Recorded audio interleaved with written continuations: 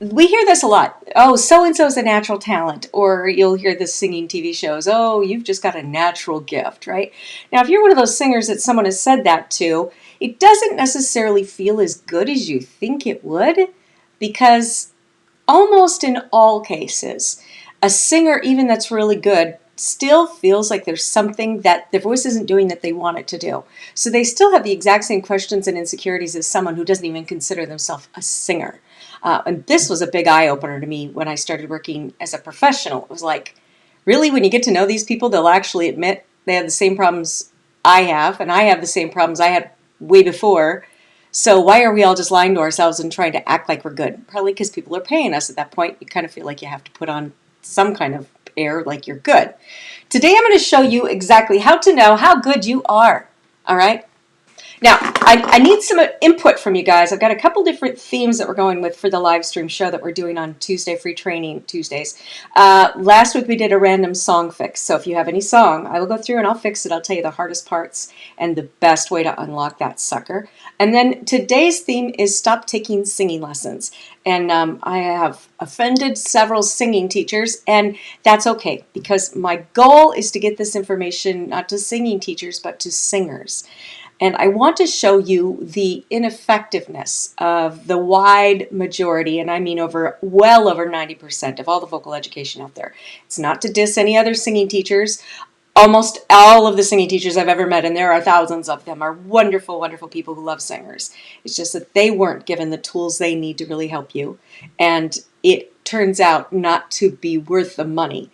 I know this because I've spent over the last over 11 years now fixing voices that were inadvertently broken by other teachers because they just don't know what they're doing.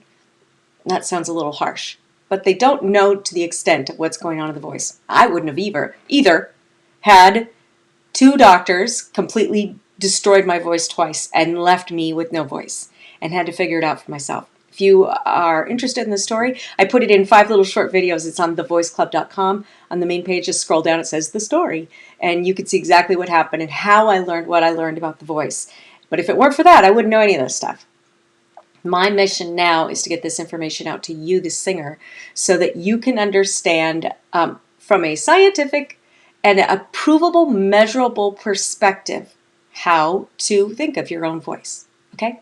So feel free to pop in with suggestions for the show at any time, questions at any time, and even if you're not watching this live later, leave your comments. I really want to know. For those of you who are here live, though, here's what I have for you.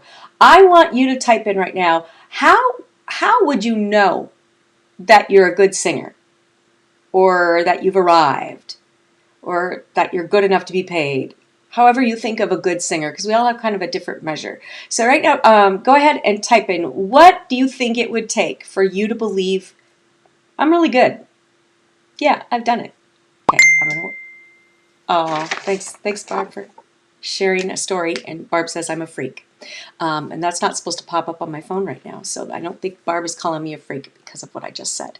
Barb's calling me a freak because I'm her BFF, and that's just who I am. Just saying. Okay, so what would it take for you to really believe you're a singer? I was born into a singing family. I was the youngest. I was actually told that I was born because they needed a third part harmony. And I was traveling with a group when I was 4, so I didn't really know anything else. But I was always told that I was the worst singer in the family, so I grew up believing that I was the worst singer in the family. I was never going to be a singer. But for some reason, it always seemed like I was the one who loved singing the most. Even though my oldest sister the whole group was around her, and she was extremely competitive. So I just kind of knew that if I wanted to sing, and I really did because I loved it, I was going to have to work my butt off. Turns out that turned out pretty good because I became the only professional singer in the entire family. It's a long story. It's in the videos. But I found that even after I started getting paid as a singer, I thought that would be, if I got paid to get singing work done, that would be it. I don't know why my thing is doing this here, guys. I'm sorry. Stop. Leave me alone. I put you in airplane mode. All right. I put him in airplane mode. My phone is called a ham because it won't listen. So I thought when someone paid me, then that would be it. Then I would know that I was good. But it turns out that wasn't necessarily the case, because while you do kind of feel like, yeah, I should feel good now because I'm getting paid, then you feel guiltier when something goes wrong in your voice. It doesn't do what you want it to because you feel like, oh my goodness, they're paying me to do this. I can't pull this off. I don't quite understand what's going on. So I want you to understand that when you look at your voice, the reason that we feel like we're not talented is it's not your fault, honestly. It's definitely not your voice's fault.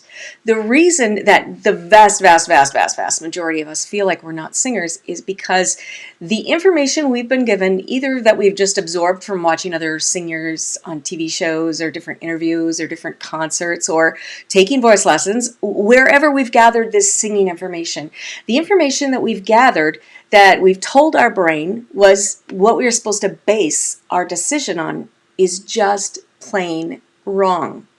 We're comparing it to the wrong information. So because of that, you can never come up with the answer. If I do A, then B is true. Bianca says, oh, let me pop you up here, Bianca. Let's see if it'll let me do this. Yeah, there.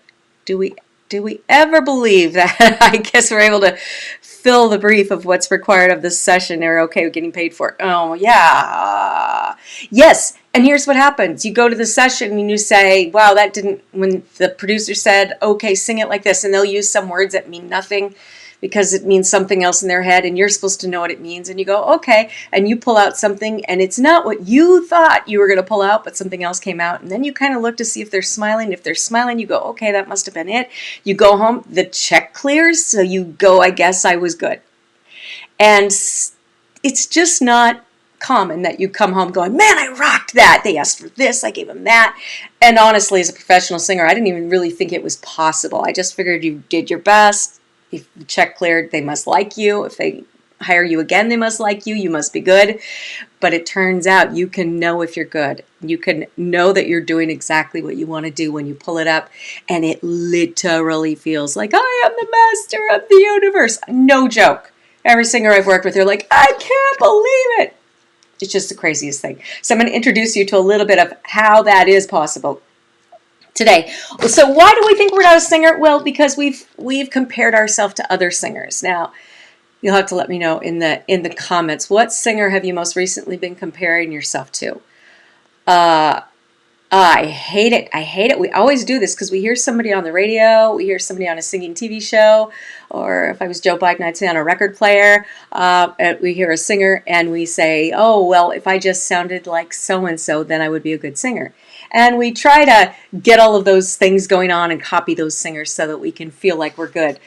But another reason that we don't feel like we ever arrive is because we hear things in our voice that we don't like. Now, here's the problem with this. I was talking about this recently at a boot camp that I did a couple weeks ago. We hear our voices completely differently than we hear other people's voices. First of all, when you listen to a recording, you cannot ever compare your voice to that because that is hidden in so many layers of tech that there ain't no way that singer can compare with that. I'm just saying. I worked as an audio producer. The singer cannot replicate that because it's so buried in digital effects, okay? So never compare yourself to a recording. It's just not humanly possible. Let yourself off that hook. But also, when we hear other singers, we hear it coming into our ears. When we hear ourselves, we feel our voice, even though we don't really think of it that way. We feel our voice before we hear it. And we hear it going out, not coming at our ears. Because of this, the way that we experience our own voice is completely different from the way other people experience our voice. It's one of the reasons you can sing and feel like I did a horrible job, and then people can come up to you and say, that was great. And you're like, oh, you're just lying to me. Okay, sometimes maybe they are. I don't know. But more often than not, they really are experiencing your voice differently than you do. So if that happens to you, you've got to take that and go, all right, great. The way it came out to them was good. I'm going to take that as a win. But you cannot judge yourself based on somebody else's recording. It's just not fair. You can't judge yourself based on what you hear and don't like in your voice because the way you experience your voice is different from the way your audience will experience it. And we cannot, oh, okay. Is it Shaney? Shaney, I'm guessing? Carrie Job. Oh, we could go on about Carrie Job, and I'm going to do that sometime. Yes. I can't now. Boy, I would love to go down that rabbit trail, but I will do that later in another episode. We hear people judge singers. This new show in the U.S. just started. It's called I Can See Your Voice, where these people pretend they lip sync to something that's recorded, and the judges, who are supposedly singers or recording singers, are supposed to guess whether or not that person is a real singer or not. And so I always like to not watch these shows, but my husband makes me because he thinks I'm going to like them. And I say it's so easy to tell if a person's a singer or not. And then I'll listen to these singers judge, like, well, I can tell that they have, and they'll go for these go-to singing terms that really have a million different definitions and never mean anything concretely. I can tell that they have a tone about them, and they can, there's a pitch, and there's a texture, and they just pull at words that never say anything, never really mean anything. So if you've ever listened to somebody judge somebody and go, I'm trying to grasp at what they're saying, because if I could figure it out, I'll be as smart as them. Let yourself off that hook, because they don't know what they're saying either. Trust me. And having people judge us. This happens. Some non-singers will judge us. Singers will judge us. And the worst part of all is when singing teachers judge us. I told this little story at the boot camp a few weeks ago. I want to ask you guys, leave in the comments if you're not here live, but for those of you who are here live, what is the worst thing that anyone has ever said, either about your own voice or about another singer that you know of? Maybe it was a judge on a TV show that said something you're like, I can't believe you said that to that singer. Or something that somebody said about your voice that was just downright hurtful. While you think of that and enter that in, I'm going to tell you that I studied everything there was to study my entire professional life, which was over 20 years. I started at 15 as a professional singer. So I was constantly spending everything I could trying to get better, because I felt like I really had to get ahead of this fact. People were paying me and I couldn't do what I wanted to do. So I was always trying to unlock the answer, go learn more, learn more, learn more.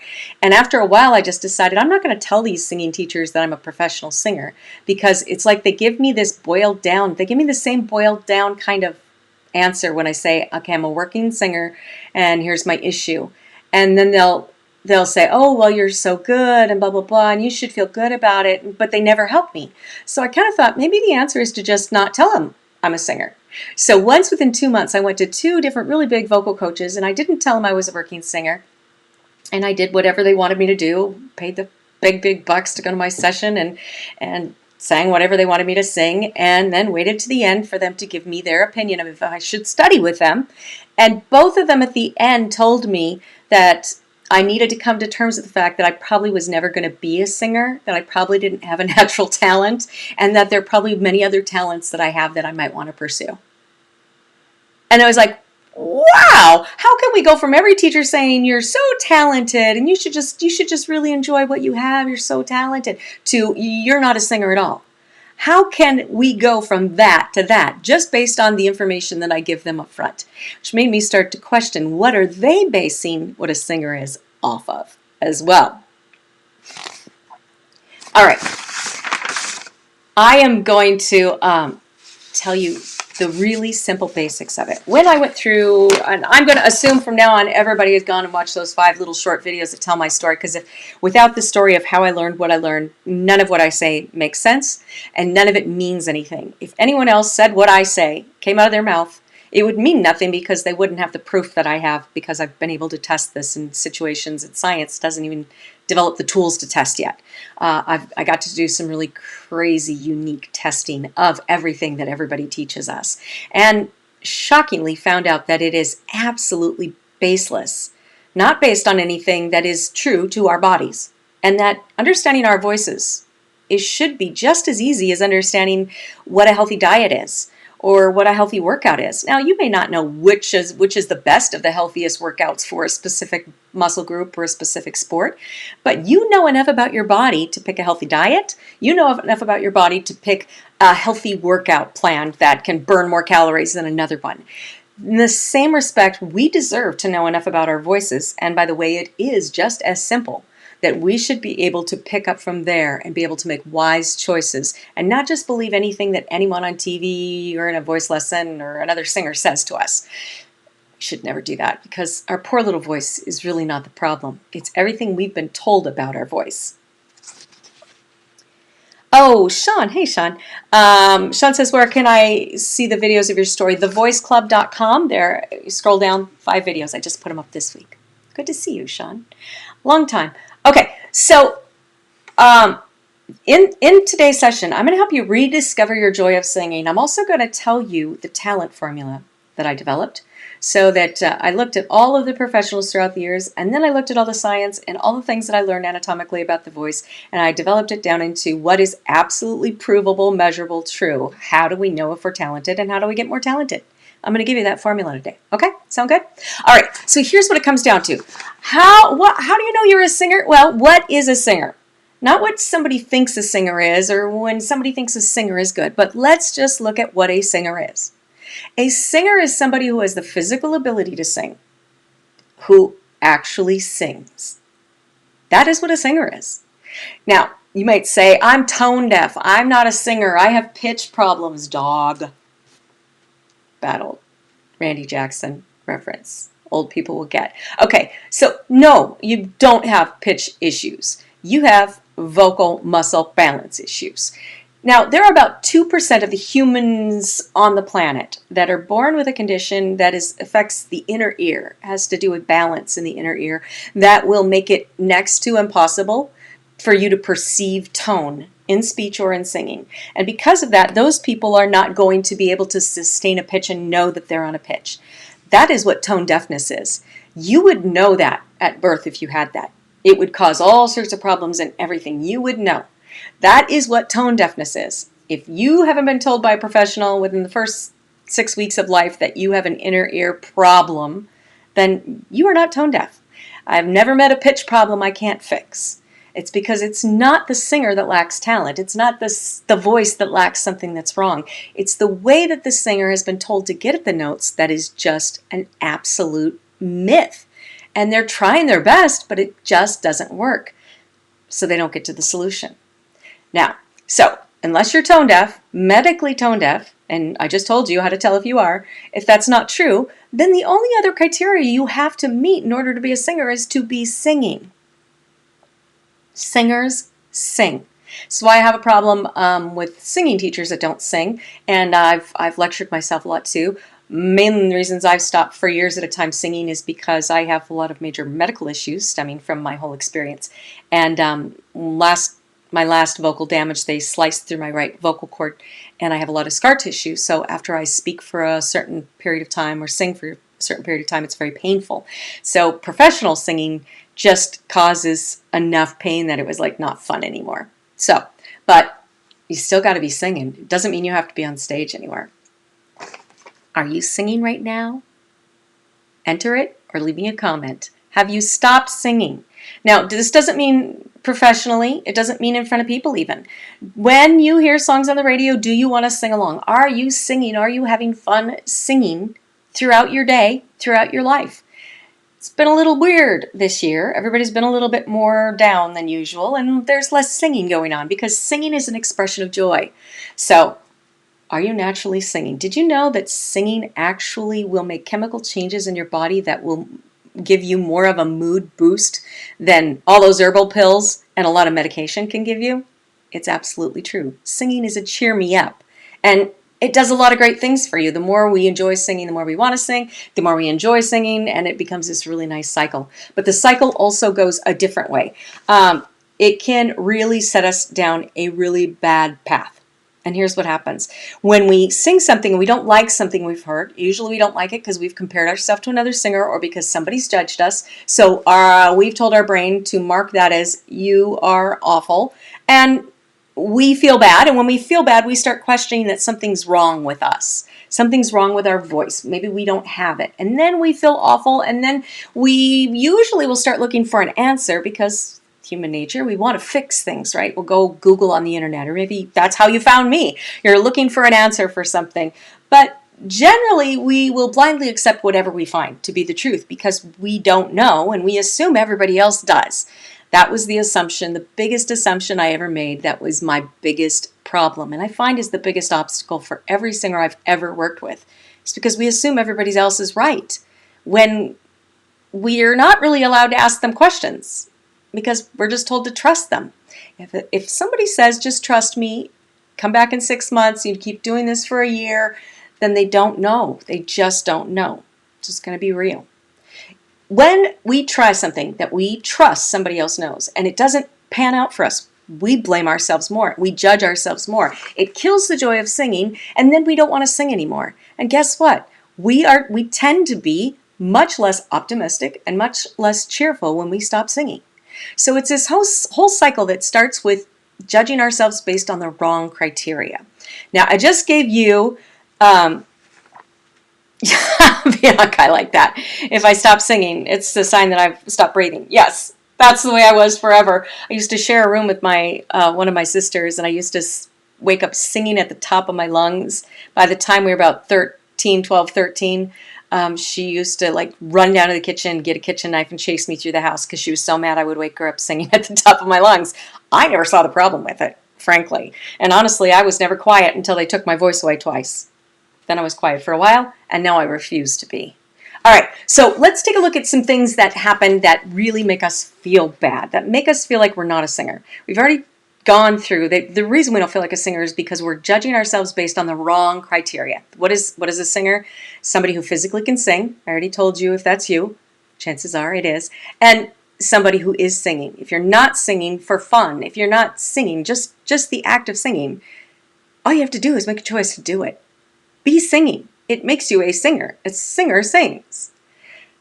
I wanted to tell you about singing lessons. When I had that experience of everyone saying, oh, you're so good, you're so great, you should feel so good, and then not telling people I'm a singer, and then getting 2 coaches tell me, you're not a singer. You should never try to sing. And trying to make sense of that because I thought they were all right. So how do I equate those opposite answers? What I found to be true through my very unique experience is that, okay, I'm just going to say it. 100% of everything I've ever learned about, studied, or really in-depth studied and was certified in, which is every major vocal technique out there, is not based in what the current science is about the voice. Now, about 5% of teaching in the world actually does look at the science of the voice, and it's not the classical method. It's another method, but it's only 5%, and they're generally really pricey to get to. The problem is that the science that they base their method on is from the late 60s, early 70s, and we have learned a lot about the voice since then.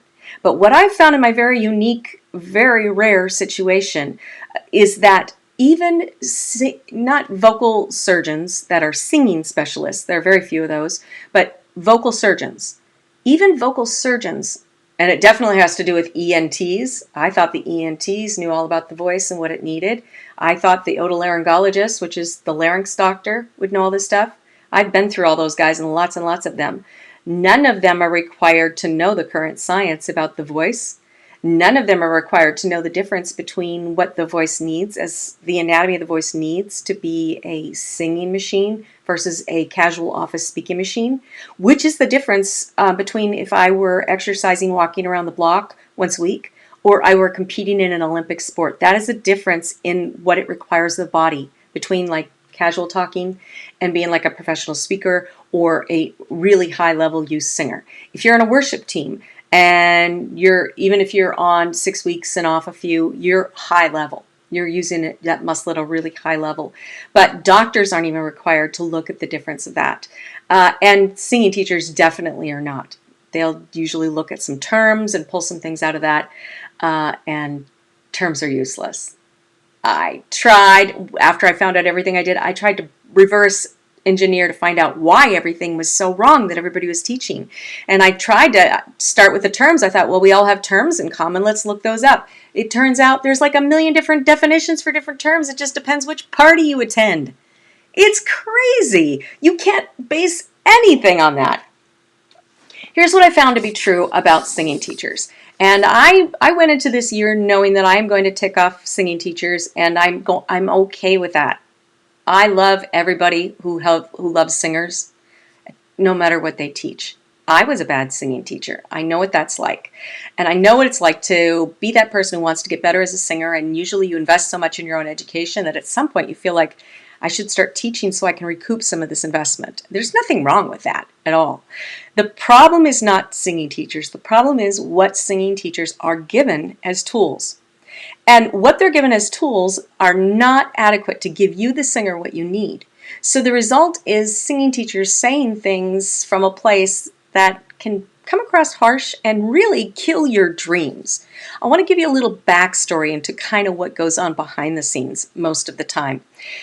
A teacher is taught, regardless of if they teach classical or Broadway belt or rock or, screamo or pop or whatever, regardless of what type of singing that they teach. They're taught a certain subset of rules that somebody gives them. And when they teach a singer, they're given that subset of rules to check the boxes off. So when a singer's in front of them, they look at check boxes and they say, are they doing X, Y, Z? And whatever X, Y, Z is to whoever gave it to them, that's what the X, Y, Z is. It can be different for every single place you go. It can be widely different. Again, nothing in common. Sean says, you do sing in the truck. You're a good country singer.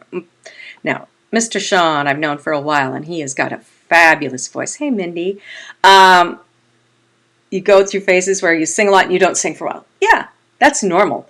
Usually if you follow your moods, like when you're happy and you know it, you can sing. And then when you're bummed, you're like, no, unless there's a sad song on, right? That's part of human expression. That's why we all are meant to be singers, because it's part of human expression. So if you get to a teacher, or you've ever heard someone who has, and they're like, well, this teacher just said some stuff I didn't really understand. I asked them when I was going to see a difference, and they said, well, it's going to take 6 months or whatever. Bull. That's just something they've been told because somebody at some place doesn't believe that what they are going to do is actually going to work for a while. I'm just saying. I've been behind the scenes in every major type of vocal coaching for all these different styles. I've studied every major technique out there. And of the ones that I've looked at that have come on, that have become popularized on the internet or something like that since, they all have the same kind of core things in common, which makes me sad for singers, which is why I'm doing this live stream. I'm just going to go straight to the singers and tell you, don't buy it. Not because these are awful people. They're wonderful people, but they just have not been given the right tools. They've not been given the right tools because nobody has taken the time to study, what's available, and they haven't studied what's available because there's no monetary reason to do it. If your books are printed and they've been selling and they're in universities, there's no monetary reason to recreate that wheel. It's selling. That's a huge disservice to singers, in my mind. If you're a teacher and a student comes to you and they ask a question, I'm a big question asker, and I usually sit up front in school in the middle, and teachers hate me because I'm got my hand up all the time. And singing teachers usually would not like me because I would ask questions and they would say, you just have to trust me. You just have to wait. You just have to, it'll happen. It'll happen. I am not okay with that, because if something is true, then it's measurable. And if it's measurable, I have to know how to measure it. And if it's measurable, then it's provable, and I need to know when I've proved it or not, so that I know if I have failed or if it has failed. If you're not given the tools to know that, then there are no tools to get. And when a teacher is asked a question that they don't have an answer to, generally the first response is some kind of oh crap moment. And how that comes across sometimes can be offensive to a singer and hurtful. Sometimes something will come out like, well, if you were just doing this or that, something will come out because the teacher doesn't know what to say to that. They've been told, well, if people ask questions, just tell them, well, you haven't put in the work yet, or you haven't done this. It's always the singer's fault. It's always the singer's fault. It's never the method's fault. It's always the singer, and you're supposed to feel bad about it. But if you don't get an answer, it's because the teacher is flustered because they have questions themselves that are not answered. How do I know this? Because I hear from singing teachers more than I hear from singers. I have worked with several singing teachers that have multiple vocal degrees, that have more questions than new singers. So if you feel like you have a lot, you are not alone. The problem is not your voice. The problem is not, am I a singer? The problem is that the tools you've been given to determine if you're good, when you're good, how to know if you're getting better, are completely at fault. In my opinion, they're useless. The other thing that tends to happen with singing teachers is they're human. I'm human too. I have said some things that I have regretted. I am a lippy girl and tend to speak before I think. And a couple of you know me well enough to know that's true. And then I'll be like, that came across a little rude. You just have to hope your heart shows through and people know you love them. But sometimes as a singing teacher, you're moving on to the next thing. You can say something that can just rub a person the wrong way. Here's the most offensive thing that I remember that I did. I'm sure there's worse, but this is the one I remember. Somebody came in and had just spent $5,000 that weekend learning how to breathe, because breath support is the key to everything. And I'm here to tell you 100% definitively, scientifically, I have proven it's a myth. You can go watch the 5 short videos and it'll tell the story at thevoiceclub.com. Sean and everyone else. But she came in and I knew at the time that that was just not true. And I actually hadn't gone through what I'd gone through at that time. But I knew enough about the science to know that that was just not true. And I said, well, were you breathing when you were born? Did you make noise then? Chances are you knew how to breathe. And then she was like really deeply offended because she had invested not only her time, but a lot of money in that. And that was not a nice way for me to come across that way. So we're human. We make mistakes. If you've been hurt by a singing teacher or by something judgy another singer has said, let them off the hook and understand that they have their own questions and they usually just don't know what to say. So in their own lack of answers, we tend to let our ugly human side show. And that's usually where something hurtful comes from. Try to let them off the hook. You're going to be able to, because I'm going to tell you how to be able to tell this for yourself. I'm so glad these comments are working, guys. I just want to reiterate, since there are more of you here, I want to know what you want to know on these weekly training things. Is there a song you want me to fix? I'm going to do some singer challenges. Once I get enough of you coming every week that I think you'll start interact and actually post something and let your ugly show, then I'm going to show you how to get out of your singer box. I got some cool things waiting. But I'm also going to teach you some things about what everybody teaches and why it's not worth your time or money to learn. And that's what we're doing today. All right, so there is one judge that you really need to pay attention to, and it is you. You are the only judge of your voice. Guess what? If you play guitar, you play keyboard, you play kazoo, saxophone, you can upgrade that instrument at any time. A lot of you play instruments, you know this is true, right? You can go get the latest, the greatest, you can restring, you can retune, you can do all these things. But you get one voice. It is the most unique instrument in that it is attached to your personhood, which is why we tend to feel bad about it instead of, we can't just go replace it and blame our lack of skill because it's attached to our soul. It's attached to our expression. That's that way on purpose, by the way, because singing is an expression of our emotion. And it is meant to be a part of how we express life. Happy, sad, all of those things. Now, if you have everybody else judging your voice, stop right now.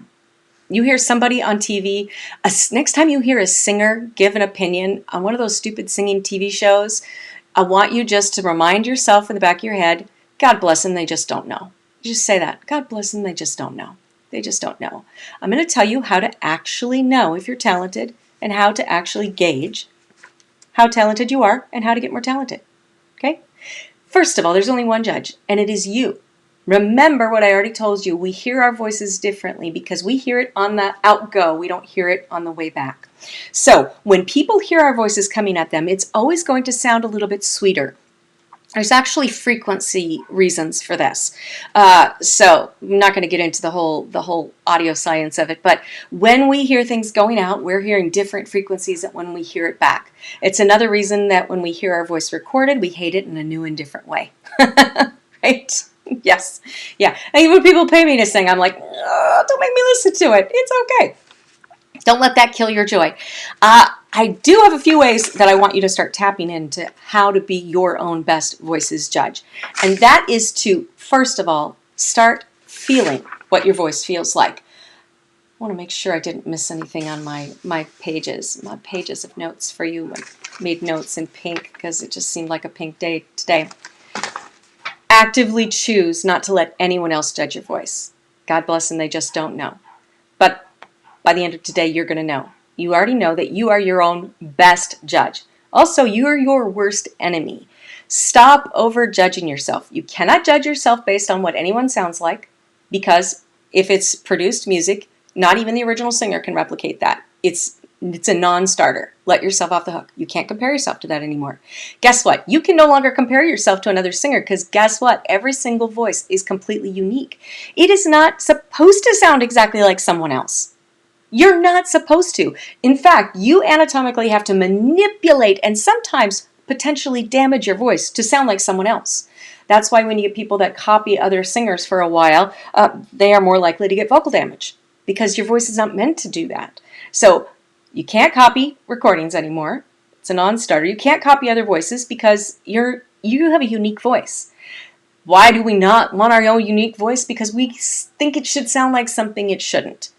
You can be your only judge, and here's what you judge your voice based on. Is it easy when I sing? This is the number one thing. If you want to make sure that what you're doing is healthy, that it is not minimizing your range, that it is not cutting off something that you vocally can do potentially, easy is your number one question. Does it always feel easy?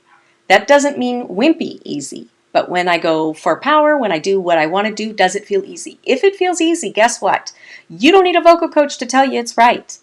If you can do whatever you want and it feels easy, then I can tell you that there's nothing going on in here that's going to ruin your voice. Because the way this feels when you do it right, it feels effortless. And as one of those big screaming power singers who used to get paid to do that, that was, if I hadn't gone through what I went through, I never would have believed this was true. I appreciate other singing teachers being mad at me. I would have never believed it had I not experienced this for myself. Because I used to think the harder you screamed and the more red your face turned and more veins you popped, the more you were really a good singer because you were really working at it. Turns out you can have more power than that, and it can feel effortless. It is crazy great. So, I am my own best judge. I hear my voice differently. The first thing I say is, does it feel easy? The second thing I say is, was it fun? Now, sometimes easy and fun does not equal pretty, but we're not to pretty yet. Is it easy? Is it fun? There's a lot of things that we should be doing with our voice just for fun that no one else needs to hear, and it can sound a little goofy, and there's nothing wrong with that. Matter of fact, you can give yourself a whole lot of great skills by giving yourself the freedom to just sound goofy and weird and stuff sometimes. For those of you who ever worked with me, I see a couple, and one or two that may be working with me here soon.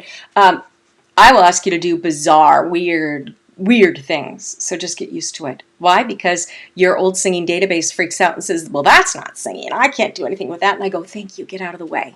Because you don't even know. Oh, Bianca, this will be interesting. I don't know what Bianca said, but this is long, so let's put it up here. You're a teacher coach.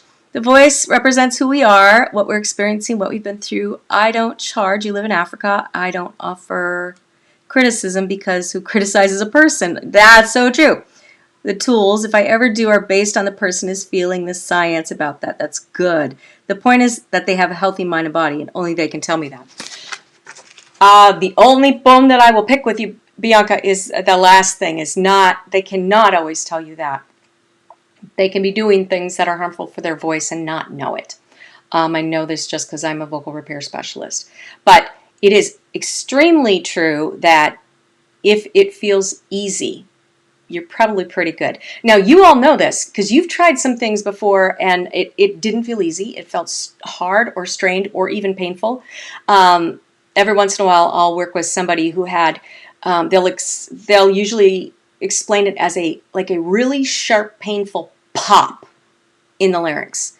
And I've only experienced it once, and it was when I was recovering from my vocal dysphonia. It's really painful, and you feel like you've broken your voice. Like you just snapped it in half. It's very scary. If you've had an event like that, usually something leads up to that and you're fine. And then all of a sudden that happens and you may not have a voice for months. So there are things that can happen underneath it all. But for the most part, if it feels easy and you're doing what you want, you know it feels pretty good. If the way you're singing is causing strain, it's giving you laryngitis, your voice is wearing out, then you need to start questioning what you're doing and how you're approaching it, because obviously the voice is not happy with you. So, is it easy? Is it fun? And then the last thing that you'll judge your voice on is it doing what I asked it to? This is usually the first thing we say. Does it sound good? Which is what we think is, did it do what I asked it to? I asked it to sound like Mariah Carey. Why is it not sounding like Mariah Carey? Because you're not Mariah Carey. And actually, Mariah Carey, Aretha Franklin, and Whitney Houston, I could name several more, early in their careers sang in a very healthy, wonderful way, but because they didn't know what they were doing right, as they progressed into their careers, they got humanitis, which is just an overgrowth of ego, which every singer gets when you don't know what you're doing right and how to know when it starts going wrong. And what happens when that goes on for a while is you begin picking up bad habits you don't believe you have. And that limits your voice, and that starts changing everything about your voice. All of a sudden you can't do what you used to do, and then you say, I want to raise a family. I'm just saying. It happens in the voice. We can hear it in the voice, and it becomes, you have to know what you're doing right as much as you have to know what you're doing wrong to be able to keep your voice at its peak. Is it easy? No, then don't do it. Is it fun? Yes. Even when it sounds stupid, it's kind of fun. Do it. Maybe don't do it in front of people. Do it. Have fun. You should be having fun all the time. Is it doing what I want it to do? It should not sound like another person. But when I want to go powerful, does it go powerful and still say easy? Does it go light when I want it to go light and still feel easy? If those three things are true, then you're on a pretty good path. Really. Now, why do people work with me as a coach? Because I can get them a lot further faster. I'm like an Olympic level coach. But I don't do this to get students. I only work with a couple people at a time, and I usually have a waiting list, and that's not why I do this. I don't do this to sell anything. I do this because I really think singers need to be educated more about their own voice so they're not freaked out and they're not blaming their voice for things. I want to give you the talent formula.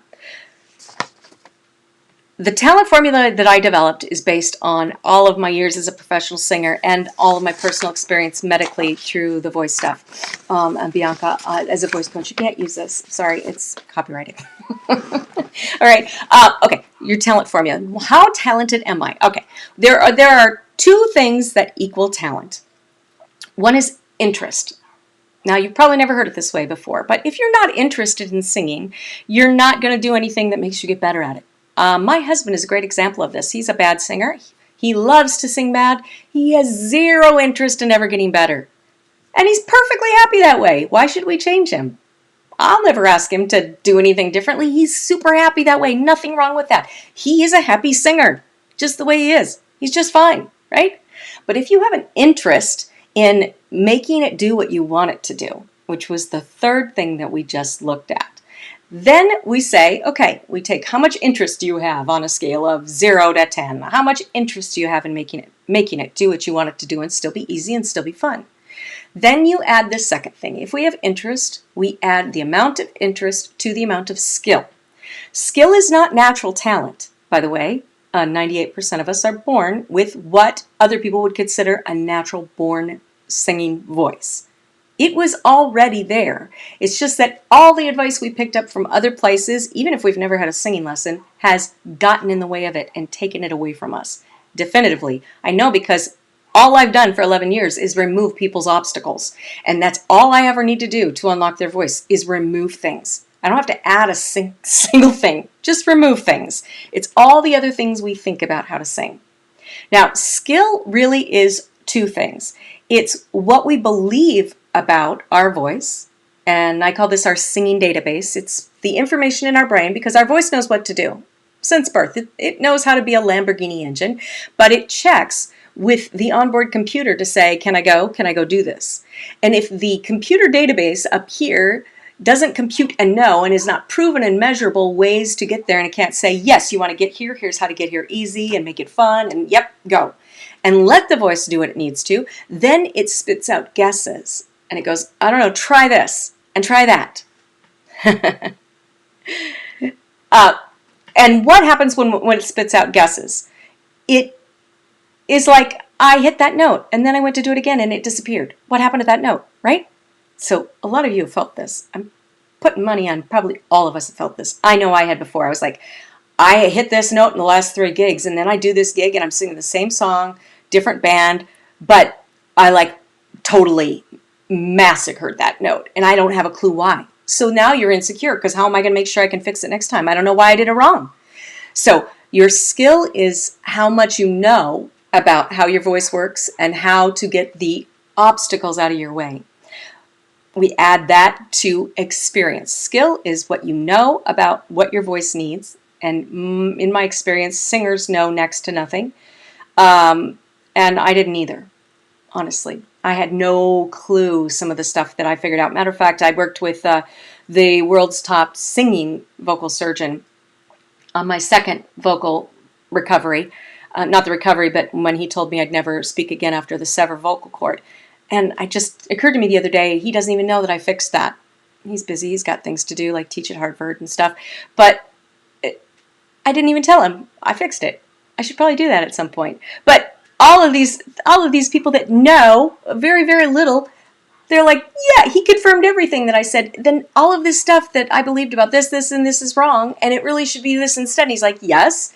I'm like, well, why are people telling singers that? And he said, because then they'd have to rewrite everything, and that would be too expensive. And I thought, that makes so much sense. Nobody's going to start over from scratch. I'm just going to go tell singers. All right. Your interest in singing plus your skill. Your skill means your knowledge about what your body needs, your anatomical voice, what it needs to do its job, not what you think about what singing is, not the wrong singing brain, plus your experience. Now, experience is one of these people things that I've got to have my name in lights. I have to get gigs. I have to be booking so much. It's not true. Experience means road testing time. It means getting out there and singing. It can mean singing in front of your mirror with a hairbrush. It means singing experience. Now, if you get out and sing in more places, in more diverse opportunities, you have much more diverse experience. Every singer who loves to sing should get in front of people and sing in every opportunity you possibly can, even if you fail all the time. I love the word fail because fail is opportunity if you know what to do with it. If you don't know what to do when you fail, then failure is the end of the road and you just fall off the bridge. But if failure is just information that tells you, oh, I should have done that instead, and that would fix it, then failure is something we invite. So if you have interest plus skill, skill is understanding what your body needs to get the obstacles out of the way so it can do what it needs to do, plus your experiences, getting out and singing every time you can, any kind of singing you can, then those two things together will determine the amount of talent that you have. The more interest you have, plus the more you understand about what your body needs, plus the more different opportunities you put yourself in as a singer, that is going to equal more talent. If you want to be less talented, then you just need less of one of those things. You need less interest, which happens sometimes when we stop singing, right, Sean? It's happened to me before, usually because I'm damaged and can't make noise. That's usually when I quit singing. But you stop for a while because you lack the interest, or because you're at a roadblock where you're not sure, you don't know what your body needs at that point, and you're just blocked there.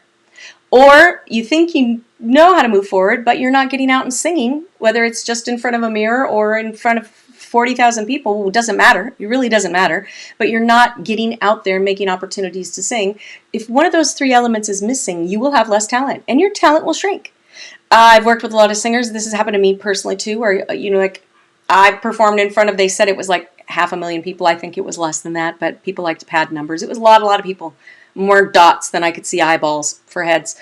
But I did this big event in Kansas City, and it was like people come out and you can see them for blocks and blocks and blocks. And there are lots and lots of people. And then I was doing gigs like that for a couple of years, big gigs. And then I went to not singing at all. And when I went back to start singing again, it was like I could be in front of 300 people and be more nervous than I was in front of 40,000 people. Let me just give you a little secret. It's easier to sing in front of a large audience than it is a small audience. And the hardest audience to sing in front of is one person that you think knows at least as much as you know about singing. If you think they know more, which we almost always do, it is the most brutal audience in the world. You have to give yourself 1,000,000 times more grace when you sing in front of one other person. And if it's your parents and they're a little harsh on you, they count for 10. 1 people. 1 to the power of 10. Okay? So give yourself some mercy. Now, experience, another note on experience. Experience is not something that comes to you. Experience comes from making opportunities to sing. Where do you sing? You sing wherever you can. If it's while you're cleaning your house, if it's while you're driving, if it's an open mic night, it's wherever you find an opportunity, you make an opportunity to sing. You would be shocked. I did a little test because I worked in radio for 25 years, and I interviewed a lot of behind-the-scenes artists with on major labels, and they would tell me things that you're not supposed to, air. And so I learned a lot about touring artists and what the labels actually have them doing. They were so exhausted. So when I was an indie label, Sean says, I'm not at a roadblock, but definitely use some help with expanding my range. But Sean, you've been telling me that for years, so you are at a roadblock. Expanding your range is where your roadblock is right now. I know Sean really well, I can say that. Dude, we got to get together and work some time. But that is your roadblock right now. Okay. I did this test when I was an indie label on an independent record label. I tried to see if I could make more money in 1 year than a major label artist made in the first 2 years. And I found that it was really easy to do. Really easy, because you didn't owe a label a bunch of money. And in that year, I learned a bunch of other skills, like that you can literally make opportunities to sing out of anything. It's really easy. You don't have to be a great singer to make opportunities. You've heard enough singers out there that aren't that great, right? You don't have to be a great singer to go have opportunities to sing. If you need more experience singing, make it happen. Find every place you can and just go do it. What does a singer do? A singer sings. Knows how to prepare, which makes them better at it, and gets out there and sings. Okay? I hope that's helpful for you. Most importantly, it's not your voice's fault. Your voice can do everything you want it to do. It's not doing it because the database that's up here, your onboard computer system that your voice is waiting to hear from, is spitting back the wrong information. It's got wrenches in the system that were put there by other people's best guesses. Stop listening to other people's best guesses. They are not the best, and they do not work. Like I said, that's all I do is remove people's best guesses. And every time we remove them, it makes the voice better. I want you to come away with the confidence to know that if you love to sing, you enjoy it, which you should, then you are a singer. So get out there and sing. If you want more talent, it depends on how interested you are, how committed you are to getting the right database in your brain so you know what your body needs, and how many opportunities you're going to make for yourself to get out and do it. That's how you can tell how talented you are now and how much more talented you will grow and how fast you'll get there. You just ramp up those things, and that's how you get there. But even if you never do anything from this day forward, I want you to know that your voice has everything in it that it needs already to be a great singer. Singing was given to you as a gift to express your emotion and to enjoy life. There is nothing wrong with making awkward, weird, bizarre sounds when you're happy or sad when you're singing. Ideally, don't do them on a mic, but that is just part of using your voice. Nothing wrong with that. Second of all, you do not have a pitch issue. You have a brain issue. You've got something in the way that you've picked up about how to get to a note that's blocking you from letting the machine do what it needs to do to get to the note. That's really what's going on. All right. That's okay, Brittany. Brittany was a little late. She feels bad. Any questions before we wrap up today? I've got to get to a session, so I'm going to wait for a second to see if there are any questions at all. And keep in mind, guys, I really want to know what you want to know. I want to do these every week on Tuesdays at 11 p.m. Pacific time. I will go through a song and unlock it for you. If you have a topic, if you want to know if some coach has told you something and you want to know if it's right or wrong, I will tell you. I have managed to offend all of my teaching friends, so I've got nothing to lose. Hey, I'd like to know when someone will tell me when the comments pop up on the screen, you can see them, right? And you can't see them until then, I'm guessing, because I'm using another streaming app. So I want to know if that's true. Now everyone's gone dark. Okay. Questions always, and please meet me back here next Tuesday at 11 a.m. Pacific time. If you don't think of a question until later, go ahead and go back to this video on our YouTube page, Facebook page, or on thevoiceclub.com.